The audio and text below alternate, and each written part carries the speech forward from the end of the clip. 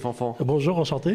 Vous venez de sortir un album qui s'appelle Frères. Qui sont les deux frères? Les deux frères, c'est à la base, les deux frères, c'est Jean-Philippe et Thierry Fanfan. Mais on va dire que j'ai un troisième frère. J'en ai beaucoup, mais celui-là, ça fait quelques années que nous travaillons ensemble. C'est David Faker. C'est vraiment un frère, humainement, on s'entend très très bien, musicalement aussi, et puis on a créé une connivence et une complicité qui se rapproche en fait assez de celle que je peux avoir avec mon frère. De votre vrai frère, d'accord. Mon propre frère. Suffisamment en tout cas de connivence pour faire ce bel album, donc il s'appelle Frères justement, ou Frère, je sais pas comment ça se prononce. Les deux, ça s'appelle Frère et Frère. Frère, voilà, moi j'ai pas l'accent. Voilà. Et enfin, le projet est tout simple, c'est que David et moi travaillons ensemble depuis quelques années, et on aime tellement travailler ensemble que moi je fais partie de son groupe avec mon frère à la batterie et un saxophoniste qui s'appelle Thibauyien, et mon groupe est composé du même quartet. Et David était sur un projet d'album et moi aussi. Et puis en fait, on s'était pas vraiment concerté. On avait commencé à composer tous les deux dans notre coin. Et puis au bout d'un moment, on s'est dit mais au lieu de composer chacun dans notre coin, faisons-le ensemble. Et puis on pourra justement un peu mélanger nos projets qui sont quand même assez proches, puisque nous avons un peu les mêmes sensibilités, les mêmes influences.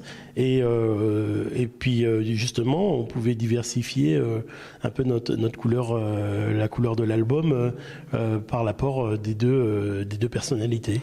À l'arrivée, qui a composé quoi donc il y a combien de thèmes d'ailleurs sur cet album? Il y a 12 morceaux et ils sont composés vraiment moitié-moitié. Il y a un seul morceau qui a été composé ensemble, mais enfin chacun a mis la main à la pâte au titre de l'autre.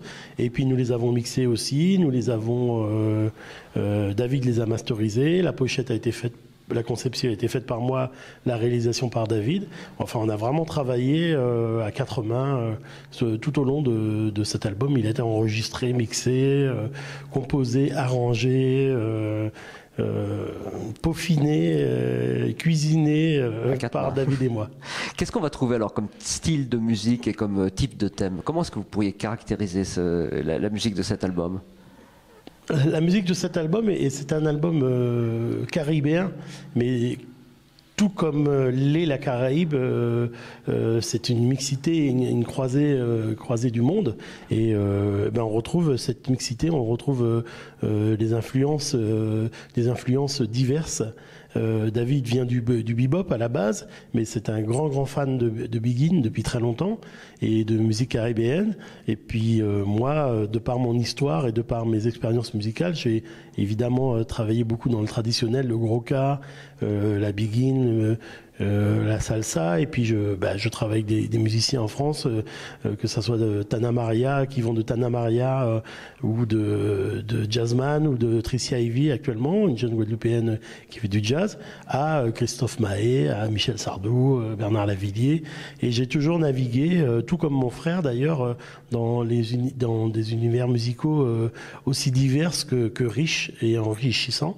Et c'était l'occasion de mélanger tout ça. Alors le reste des musiciens qui vous accompagnent? Donc il est composé essentiellement du quartet, c'est-à-dire David Faker au piano, moi-même à la basse, à la contrebasse, Jean-Philippe Fanfan, mon jeune frère, à la batterie, ainsi que Thibauyien au saxophone.